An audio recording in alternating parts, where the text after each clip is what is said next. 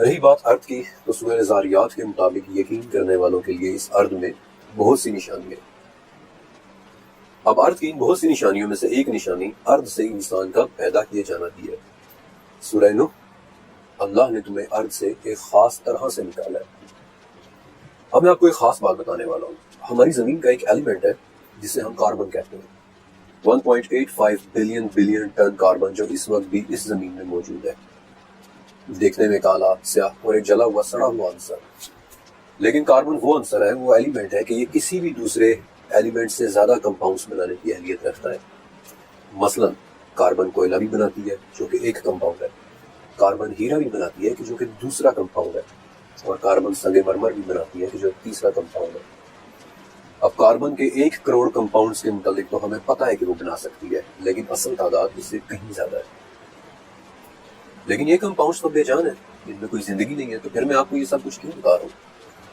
کیونکہ کاربن سے صرف بے جان کمپاؤنڈز نہیں بنتے۔ اس وقت ہم 6 لاکھ ایسے کمپاؤنڈز کو جانتے ہیں جو بے جان یا ان آرگینک ہے، لیکن ان 6 لاکھ کے مقابلے میں 1 کروڑ 60 لاکھ کمپاؤنڈز ایسے ہیں کہ جو آرگینک ہیں، جو زندگی کے لیے ضروری ہے۔ اسی لیے تو ہم زمین پر پائی جانے والی زندگی کو کاربن بیسڈ لائف کہتے ہیں، یعنی کاربن سے بنی ہوئی زندگی۔ انفیکٹ کاربن اور زندگی کا اتنا گہرا تعلق ہے کہ زندگی کی ان 123 ڈیفینیشنز میں سے ایک ڈیفینیشن یہ بھی ہے کہ زندگی کاربن ایٹمز کے چند دوسرے ایٹمز کے ساتھ بانڈنگ کا نام ہے۔ اب تو قرآن پاک میں کئی جگہ انسان کے مٹی سے بنائے جانے کا ذکر ہے، لیکن 3 جگہ بالخصوص کالی سڑی ہوئی کھنکھناتی ہوئی مٹی سے پیدا کرنے کا ذکر ہے۔ اس کالی سڑی ہوئی کھنکھناتی مٹی کی اصل حقیقت کیا تھی یہ تو صرف اللہ ہی جانتا ہے، لیکن ایک بہت بڑی وجہ ہے کہ ہم خود کو کاربن بیسڈ لائف کہتے ہیں، کالی سڑی ہوئی اس کاربن کی وجہ سے جو اس مٹی سے نکلی تھی، اور انسان کو اسی تخلیق کے ساتھ ہمارے سفر میں آپ کی اور ہم سب کی کہانی کا آغاز ہوتا ہے۔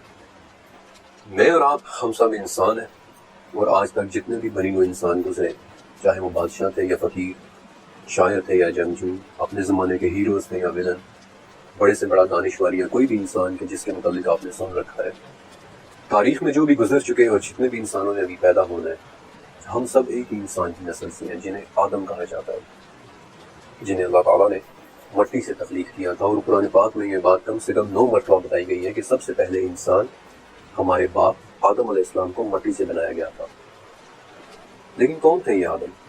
ہم ان کے متعلق کیا جانتے ہیں؟ وہ دیکھنے میں کیسے تھے؟ ترمذی کے مطابق آدم علیہ السلام کی تخلیق کی ابتدا تمام ارض سے ایک مٹھی مٹی لے کر کی گئی تھی، اور اس لیے ان کی اولاد میں مختلف رنگوں اور مزاج کے لوگ ہیں۔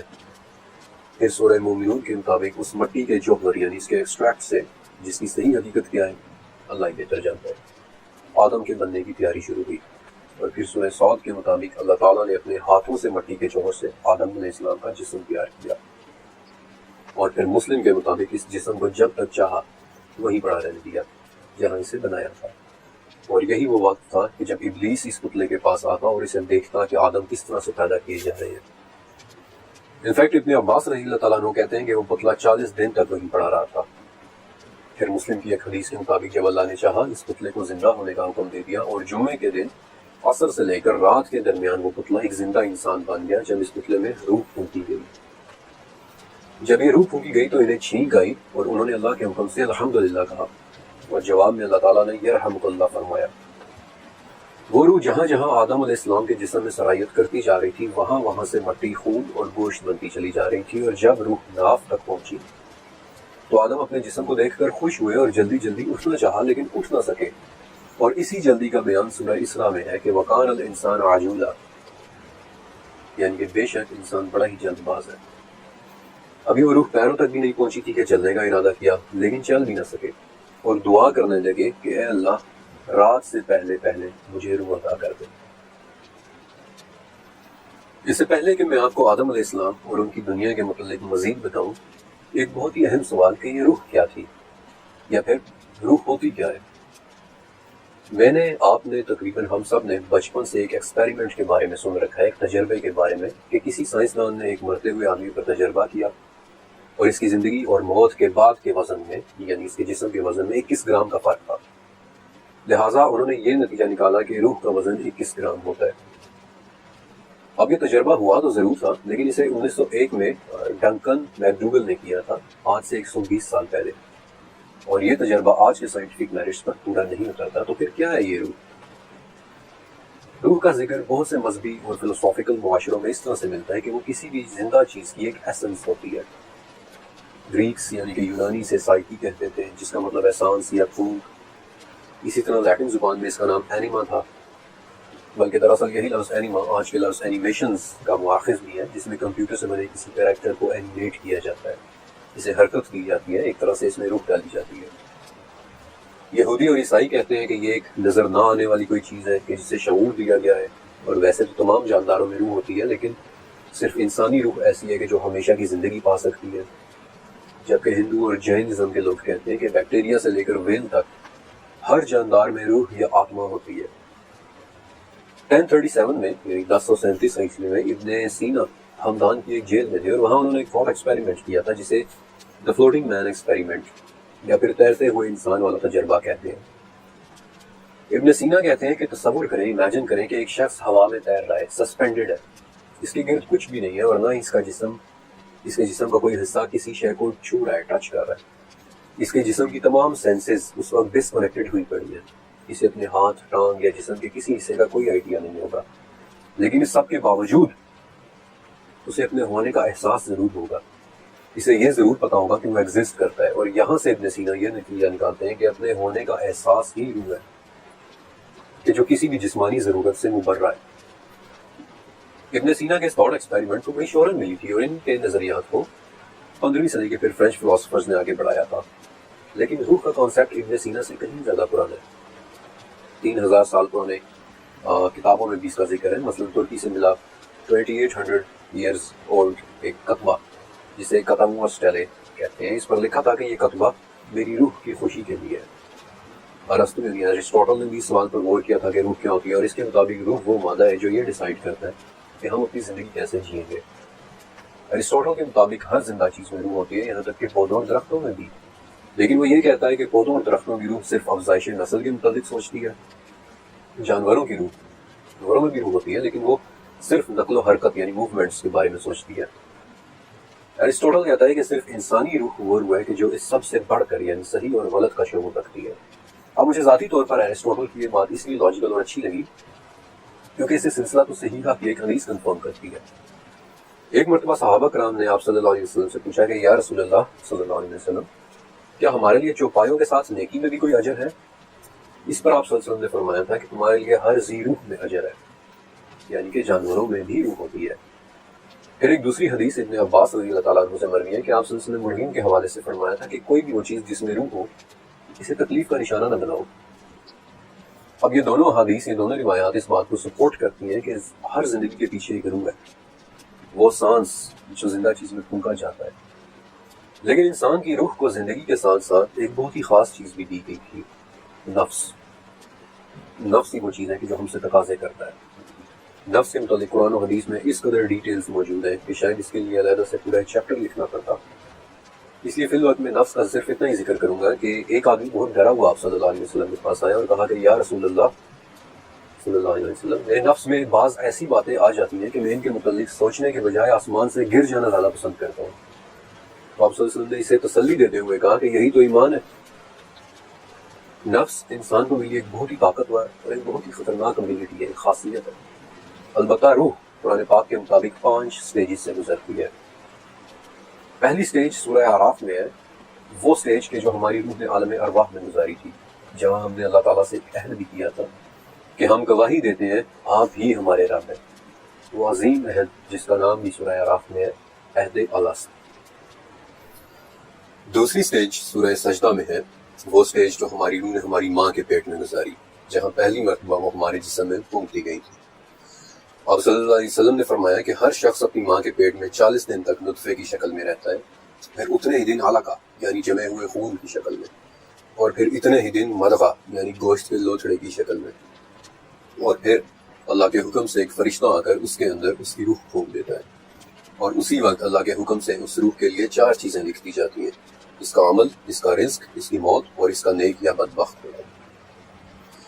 تیسری سٹیج وہ ہے جس کے متعلق پورے قرآن پاک میں آیات موجود ہیں، یعنی کہ وہ سٹیج جس سے ہماری روح ابھی گزر رہی ہے، میری، آپ کی، ہم سب کی، ہماری اس دنیا کی زندگی۔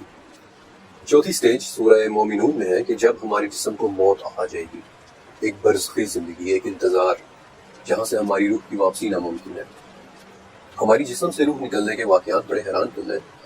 آپ صلی اللہ علیہ وسلم نے فرمایا تھا کہ جب اللہ کسی بندے کی روح کسی علاقے میں قبض کرنا چاہے تو وہ اس علاقے میں پہنچنے کے لیے اس شخص کے لیے کوئی نہ کوئی ضرورت بھی پیدا کر دیتا ہے جہاں پہنچ کر کے اس کی روح نکلتی ہے۔ اب روح کا جسم سے یہ نکلنا مختلف طریقوں سے ہوتا ہے، لیکن میں آپ کو صرف اس طریقے کے متعلق بتا رہا ہوں جسے سن کر آپ کا دل خوشی محسوس کرے گا۔ آپ صلی اللہ علیہ وسلم کی وفات کے بعد طلحہ بن عبید اللہ رضی اللہ تعالیٰ عنہ بہت اداس اور پریشان رہا کرتے تھے، اور ایک دفعہ انہوں نے اپنی اس پریشانی، اپنے غم کا ذکر عمر بن خطاب رضی اللہ تعالیٰ عنہ سے کیا۔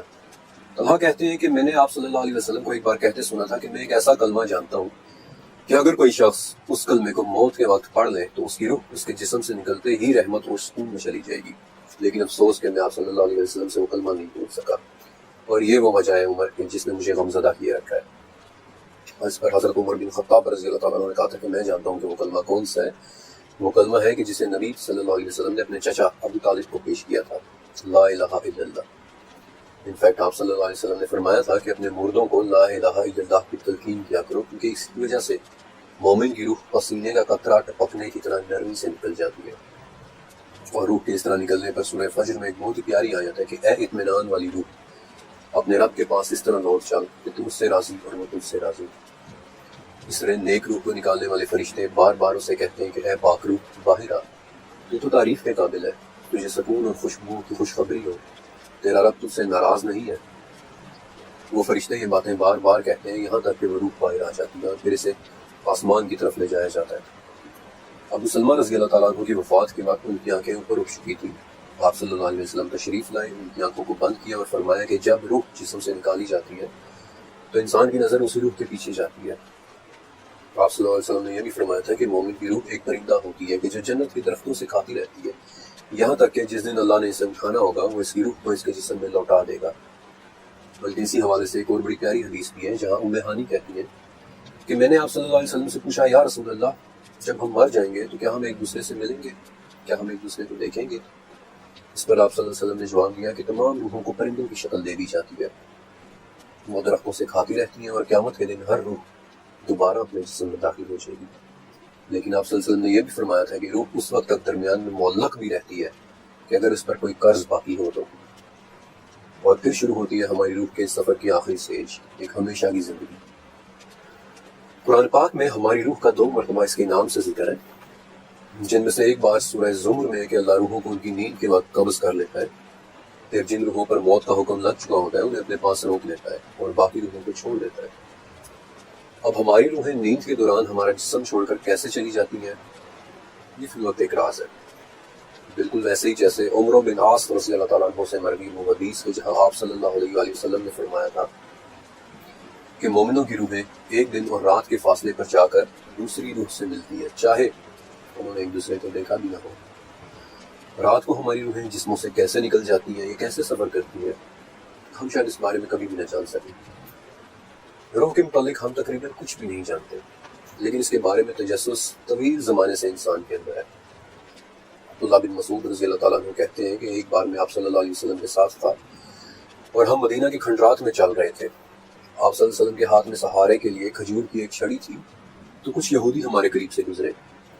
ان میں سے ایک نے دوسرے سے کہا کہ ان سے روح کے بارے میں پوچھو، پھر کسی اور نے کہا کہ ایسا نہ ہو وہ کوئی ایسی بات کہہ دے کہ جو تمہیں اچھی نہ لگے، پھر کسی اور نے کہا کہ نہیں ہم ضرور پوچھیں گے۔ اور عبداللہ بن مسعود کہتے ہیں کہ بالآخر ایک شخص نے رخ کر کہا کہ اے ابو القاسم، یہ روح کیا چیز ہوتی ہے؟ آپ صلی اللہ علیہ وسلم خاموش رہے۔ پھر آپ صلی اللہ علیہ وسلم نے اپنا سر آسمان کی طرف اٹھایا اور میں سمجھ گیا، عبداللہ کہتے ہیں کہ میں سمجھ گیا کہ آپ صلی اللہ علیہ وسلم پر وحی اتر رہی ہے۔ اور جب آپ سے وہ کیفیت دور ہو گئی تو آپ نے سورہ اسراء کی 85 نمبر آیت تلاوت کی تھی، وہ آیت کہ جہاں قرآن پاک میں دوسری مرتبہ روح کا نام سے ذکر ہے کہ یہ آپ سے روح کے بارے میں پوچھ رہے ہیں، کہہ دے کہ روح میرے رب کا حکم ہے اور تمہیں بہت ہی کم علم دیا گیا ہے۔ اب آخر میں روح کے متعلق ایک بہت ہی خوبصورت حدیث کہ جو مجھے ذاتی طور پر بہت پسند ہے، اور الفاظ کے معمولی فرق کے ساتھ وہ حدیث صحیح مسلم، ابو داؤد، مسند احمد اور مشکات المصابیح میں بھی ہے۔ یہ حدیث حضرت ابو ہریرہ رضی اللہ تعالیٰ عنہ سے مروی ہے کہ عالم ارواح میں ہماری روحیں گروہوں کی صورت میں رہتی تھی. جن روحوں کا وہاں آپس میں تعارف ہو گیا ان کے درمیان اس دنیا میں بھی محبت ہو جاتی ہے، اور جو روحیں وہاں آپس میں انجان رہی ہوں وہ اس دنیا میں بھی ایک دوسرے سے اجنبی رہتی ہیں. اس حدیث پاک کے مطابق جب بھی میں کسی ایسے شخص سے ملوں جس سے ایک مانوسیت، ایک فطری کشش محسوس ہو، جسے بات چیت کر کے لگے کہ پتہ نہیں میں اسے کب سے جانتا ہوں، تو میرے ذہن میں ہمیشہ یہ آتا ہے کہ شاید ہمارا تعارف روحوں کے اس عالم میں ہی ہو چکا تھا. سورہ بقرہ کے مطابق آدم علیہ السلام میں روح کے پھونک دیے جانے کے بعد انہیں ایک تحفہ دیا گیا تھا، جس کے متعلق تفصیل سے میں آپ کو اگلے چیپٹر میں بتاؤں گا. لیکن پھر ایک عظیم الشان سجدے کا ایونٹ بھی ہوا تھا، جب تمام فرشتے انسان کے سامنے، آدم علیہ السلام کے سامنے سجدے میں گرے. صرف ایک لمحے کے لیے تصور کریں وہ میس پروسٹریشن ایونٹ کس قدر طاقتور منظر ہوگا جب اللہ کے حکم سے تمام فرشتے ایک آدم کے سامنے سجدہ ریز تھے. اور پھر انہی پہلے انسان یعنی آدم علیہ السلام کی پسلی سے ان کا جوڑا پیدا کیا گیا، یعنی ہوا. اور ہوا کے نام کی وجہ سے ہی آج بھی سمیٹک زبانوں میں ہیو کا لفظ بھی موجود ہے، جس کا مطلب ہے حیات، ایک زندہ مخلوق. کس قدر خوبصورت واقعہ ہے، کس قدر حیران کن مناظر ہوں گے. لیکن اس پوائنٹ سے آگے اور اب آنے والے چیپٹرز کے اندر میں یہ ایزیوم کروں گا کہ آپ کم سے کم ایک مرتبہ قرآن پاک ترجمے سے پڑھ چکے ہیں اور اس میں بتائے گئے واقعات سے واقف ہیں، کیونکہ انہی واقعات میں سے ایک واقعہ آدم علیہ السلام کا ایک ممنوع درخت سے کھا لینے پر جنت سے نکال دیے جانا ہے. جب آدم علیہ السلام، حوا علیہ السلام، ابلیس اور سام کو جنت سے نکال کر اس ارض پر اتارا گیا تو آدم علیہ السلام ہند میں اترے. ابن عمر رضی اللہ تعالیٰ کے مطابق اترتے وقت ان کے دونوں ہاتھ گھٹنوں پر تھے اور سر جھکا ہوا تھا، یعنی کہ رکوع جیسی ایک پوزیشن.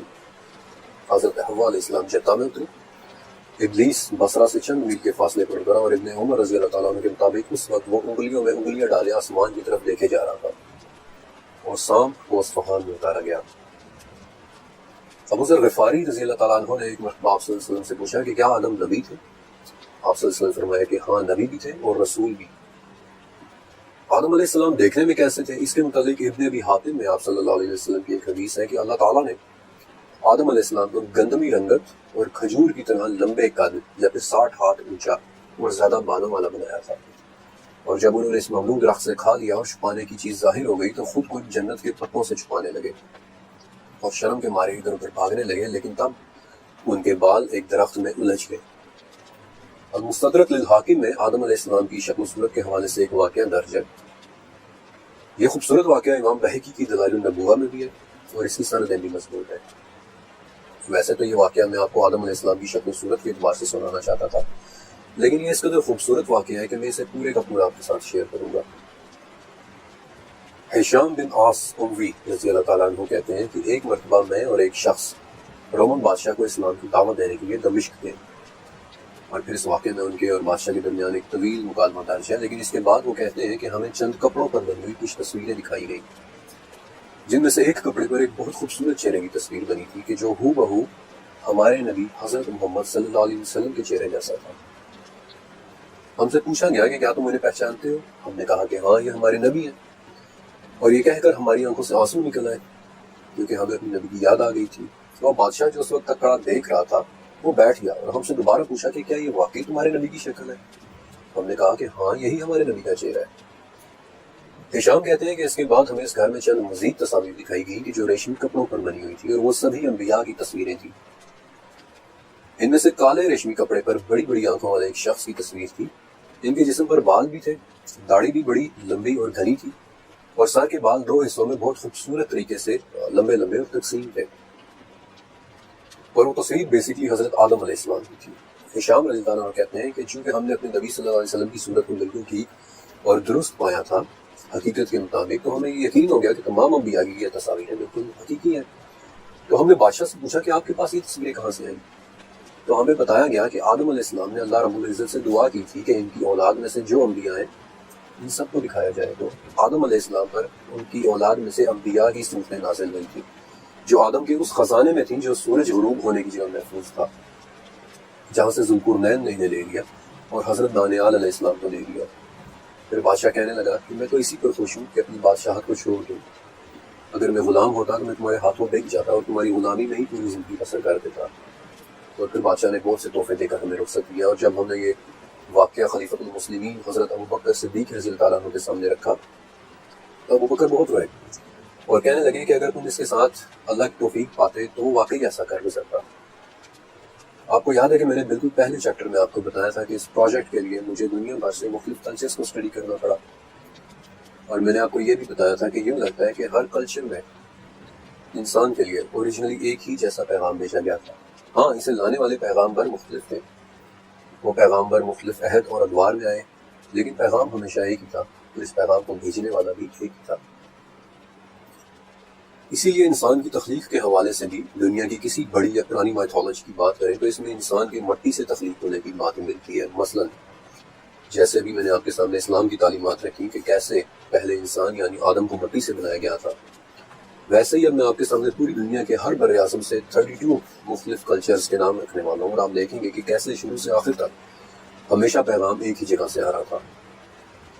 سمرا کہ جو دنیا کی قدیم ترین تہذیب تھی، اس کی مائتھولوجی کے مطابق انکی نے اپنے خدمتگار کے طور پر انسان کو مٹی سے بنایا، بلکہ اسی تہذیب میں پہلی خاتون کے لیے بھی ایک لفظ ملتا ہے ننکی، جس کا مطلب ہی دا لیڈی آف دا رب، اصلی کی عورت ہے۔